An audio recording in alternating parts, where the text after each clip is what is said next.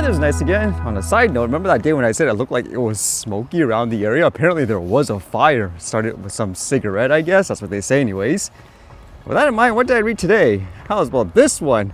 Apparently there was someone, I guess, transferring drugs across the border with a drone. This one says, NYC man accused of using drone for cross-border drug scheme in Youngstown. I wouldn't be surprised if this actually happens more than it's actually reported in general. It says a New York City man has been accused of flying a drone back and forth into Canada in an effort to bring back drugs, according to the U.S. District Attorney's Office. The drone was allegedly being launched from a residence on Wolf Run Drive in Youngstown. It would travel from there across the lower Niagara River and land in Niagara on the lake before returning. Its launch was spotted by U.S. Border Patrol, officials said. When members of the law enforcement responded, they said it had finished its round-trip route and was hovering in the Youngstown backyard with a package hanging from it. As it landed near one person, they said another person, later identified as 37-year-old Yong Chen, fled from authorities. A criminal complaint says the first person was detained after surrendering. So it's basically just one of those luck of the draws, I guess. I'm surprised in the border area they don't have all those detection equipment and all that for drones and so forth. It says Chen was found shortly after this when a 911 call about someone having shortness of breath reached dispatchers, the U.S. Attorney's Office said. The package was seized and found to contain 3 bags of MDMA, commonly known as ecstasy, authorities said. The criminal complaint said there was more than 6.5 pounds of it. And it makes me wonder if they checked the flight logs and stuff, because it says prior to September 21st, 2022, the seized drones had allegedly flown into Canada 5 times, starting and finishing at the Youngstown residence each time, according to prosecutors. Now again, I wouldn't be surprised if more of this actually happens, but it's all under the radar.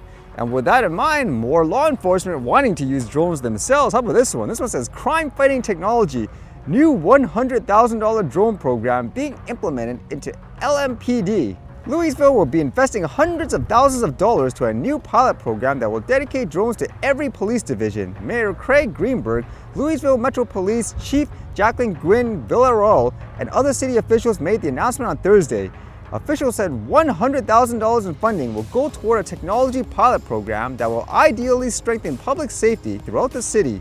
The program will provide a long-range drone every LMPD division office training and technology services to be used in the street racing violations, missing person cases, traffic collisions, SWAT situations, water rescues, and more. And it says, in order to move Louisville in a new direction toward a safer, stronger, and healthier future, we must take a multi-layered approach to tackling crime and making our communities safer. The drones will help LMPD identify where off-road vehicles committing the crimes are being parked so they can confiscate the vehicle or issue a violation. I was just looking at the pictures and stuff too. It almost seems like they are DJI drones, for example. It makes me wonder if that factor where it may potentially be banned in the US for things, for example, like official use and all that, whether or not that was considered before they made this investment.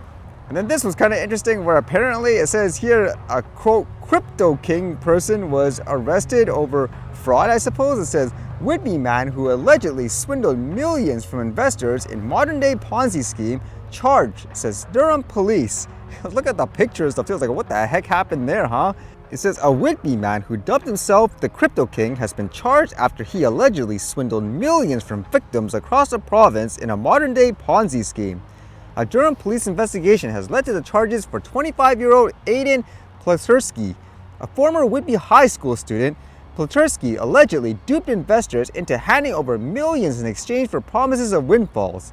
That cash was then allegedly used by Pleterski to fund an extravagant lifestyle that included the purchase of exotic vehicles, renting private jets, elaborate vacations, and other high-end items. Described as an investment prodigy who could supposedly turn thousands of dollars into millions, Pleterski was portrayed as a revolutionary 20-something day trader in 2021 and early 2022 by investment websites. In an interview with Toronto Star, Pleterski said that after graduating high school, he went on to study cybersecurity at Fanshawe College in London, Ontario. He had no other formal education but learned about cryptocurrencies and financial markets using Google and watching YouTube. So like most of these types of stories, as you can imagine, a lot of the investors are wondering, hey, what's going on? Why is this guy living in such a lavish lifestyle? Where's our return? It says in May 2023, a court filing reported by the Toronto Star bankruptcy trustees alleged that only 1.6% of the $41.5 million in investor funds received by Pleterski appears to have ever been invested. So I guess he's gonna get punished, but at the same time, that photo again, I was wondering what the heck happened to the guy.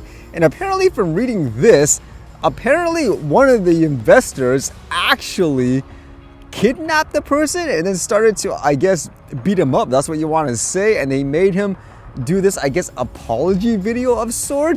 And I guess to make it crazier, apparently this guy, this investor guy, was also part of the group that was actually formally investigating him. I mean, another way to think about it is, imagine if one of the person he defrauded was a police officer, and then magically, for a coincidence, that police officer happened to be assigned to this exact case to investigate, and he took it, I guess, really personal. So that was actually a big issue with this story as well. But what a crazy outcome overall. It's like the age-old saying, huh? If it's too good to be true, it probably is. But I guess people just get too hyped up in terms of all the trends and stuff many times, huh?